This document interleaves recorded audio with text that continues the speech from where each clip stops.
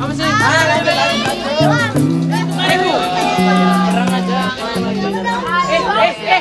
Teman-teman, kalian tahu nggak?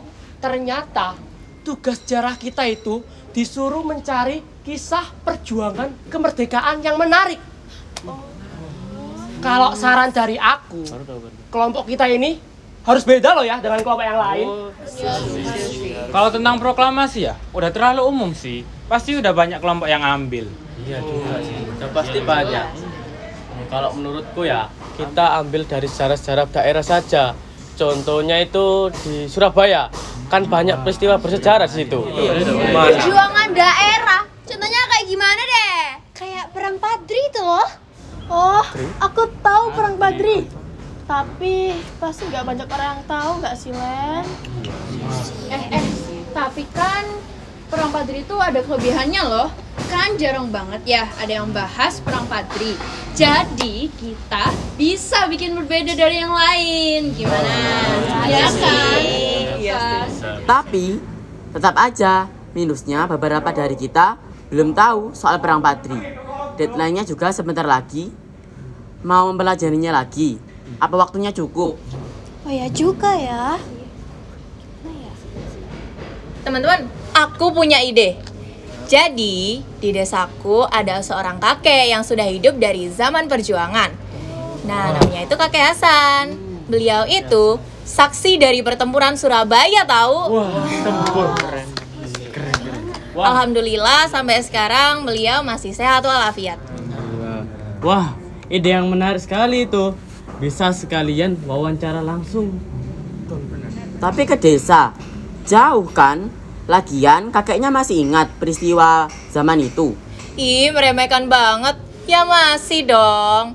Jadi inget deh, dulu waktu aku masih kecil, aku sering banget dengar cerita dari beliau. Syum, seru banget. Rasanya itu kayak masuk di zaman pertempurannya gitu. Wah, Sekalian jalan-jalan nggak sih? Ya, aku setuju. Kan sekali-kali kita bisa belajar sama orang yang punya pengalaman langsung. Aku jamin deh, kalian semua gak bakal nyesel. Pengen ikut, tapi aku bantuin nyelesain laporan aja deh. Masa anak cowok yang bantuin naskah, ya toh? Berarti aku, Zalet, Danu, Mira, dan Aisyah ikut menyelesaikan laporan biar cepat selesai, biar gak nunggu-nunggu. Sisanya ikut Citra wawancara. Gimana? Oke. Fix ya. Besok kita pergi ke desanya Citra.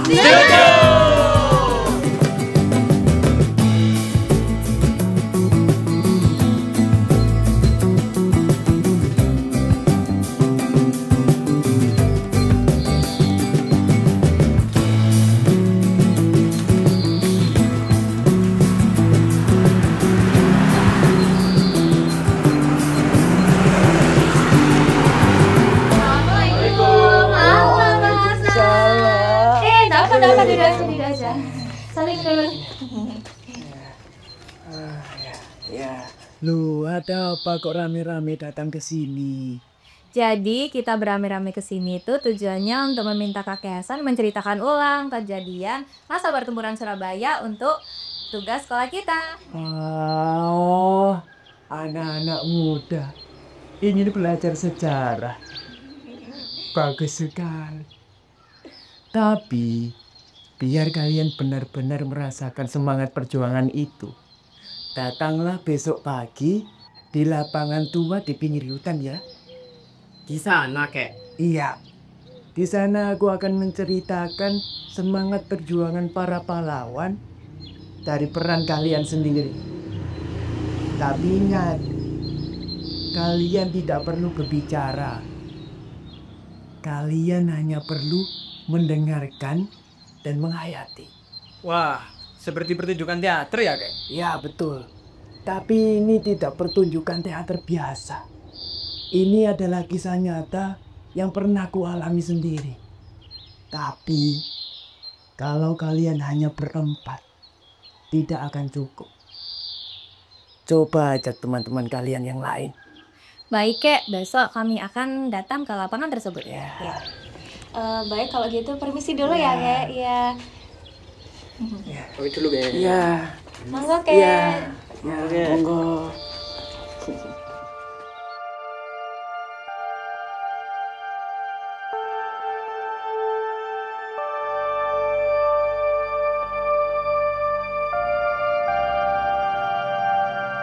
Anak-anakku, dengarkan baik-baik.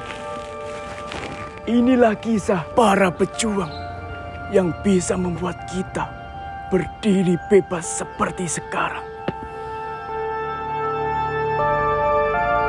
Jenderal Sudirman, panglima muda yang berjuang demi rakyat Indonesia. Ia pernah berbicara empat mata dengan Mr. Blukman. Mr. Blukman adalah penjajah yang sombong. Ia menolak mengakui kemerdekaan Indonesia, menganggap rakyat tidak berdaya. Namun kesombongannya itu justru menyalakan api semangat rakyat Surabaya. Lihatlah dua pemuda ini, Kusno dan Haryono. Mereka tak tahan melihat bendera Belanda berkibar di Hotel Yamato. Dengan keberanian luar biasa, mereka memanjat atap, merobek bagian biru bendera itu hingga tersisa merah dan putih, lambang kemerdekaan Indonesia. Inilah Jenderal Malabi, pemimpin pasukan Inggris yang datang ke Surabaya. Awalnya ia ingin damai, namun kesalahpahaman memicu pertempuran besar. Ia gugur di depan gedung Internatio.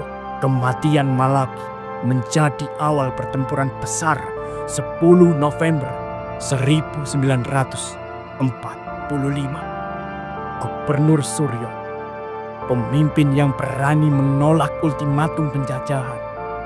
Ketika Inggris memerintahkan rakyat menyerahkan senjata, beliau berseru lantang. Kata-katanya membakar semangat rakyat untuk berjuang habis-habisan. Di antara para pejuang itu, berdiri seorang perempuan tangguh, Musrifah. Ia menjadi pembawa pesan antar pasukan dan perawat luka-luka pejuang. Meski tahu nyawanya terancam, ia tidak pernah mundur. Dan inilah Bung Tomo, tokoh utama pembakar semangat perjuangan arek-arek Surabaya.